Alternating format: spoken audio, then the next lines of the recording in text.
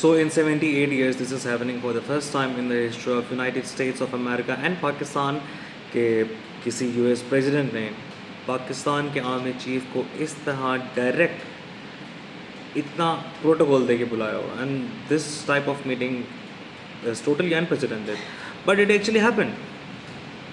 That's the biggest news. This meeting was held in white house और special cabinet room में 1 घंटे की meeting थी, लेकिन ये 1 घंटे से 2 घंटे की हो गई. इसमें काफ़ी सारी चीज़ों पे डिस्कशन हुई है. बायलैटरल टर्म्स पे हुई है, क्रिप्टो करेंसी पे हुई है, इकोनॉमिक स्टेबिलिटी पे ऑब्वियसली हुई है, रीजनल स्टेबिलिटी पे हुई है, ट्रेडिंग पे दोनों वाले के बीच में डिस्कशंस हुई हैं.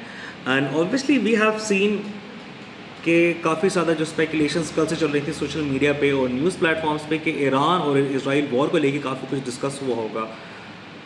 Trump has made many statements where he has lauded our Chief of Army Staff, Field Marshal Syed General Asim Munir साहब कि उनकी काविशें, उनकी जितनी भी मेहनतें हैं उनको सराहा गया है. देखिए 7 साल पहले यही डोनाल्ड ट्रंप थे जिन्होंने पाकिस्तान के बारे में इस तरह की बातें की थी कि हम या तो झूठ फैलाते हैं या फिर हम सेफ हैं मैंने टेररिस्ट के लिए.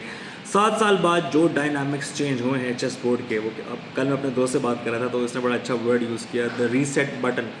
तो लगता है रीसेट बटन दुनिया का दबने वाला है. ऐसी चीज़ें नहीं होती. दैट्स माई ओपिनियन, ये कोई न्यूज़ नहीं है, ऐसा मैं सोचता हूँ. बट एनीवेज ये सारा का सारा it is happening because of the reason. 3 महीने पहले हमने अब्दुल रऊफ़ ज़ाकिर जो कि आईसिस ऑपरेटर था, हमने उसको हिरासत में लेके पकड़ के यूएस के हवाले कर दिया. तो फ़तन लीजिए. तो obviously US is happy with this. इसके साथ साथ अगर मैं बात करूँ तो Pakistan and Iran, they share a 900-kilometer long border. Now this is really strategical, really tactical. इसकी geopolitical importance काफ़ी ज़्यादा है. This is something pretty much evident. वहाँ अगर ईरान में something is happening, obviously it's a Shia country, it's a Shia regime, तो उसके ramifications Pakistan को यहाँ पर देखने पड़ेंगे. Shia militia will be involved as well. अगर हम बोलें Shia militia नहीं है यहाँ पे तो दैट इज़ समथिंग रॉन्ग. उसकी भी इन्वॉल्वमेंट होगी. हमें इंसर्जेंसी देखने को मिलेगी in Balochistan as well. As of the statements are coming, the US president is really happy and he is honoured to meet our chief of army staff. लेकिन that is something really good.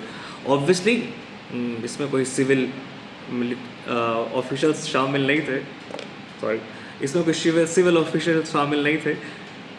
That is something really different. लेकिन this is a really strategic time. Things have changed. India obviously is right now not happy. India खुश तो बिल्कुल नहीं होगा, लेकिन देखते हैं क्या बनता है. Let's hope for the best.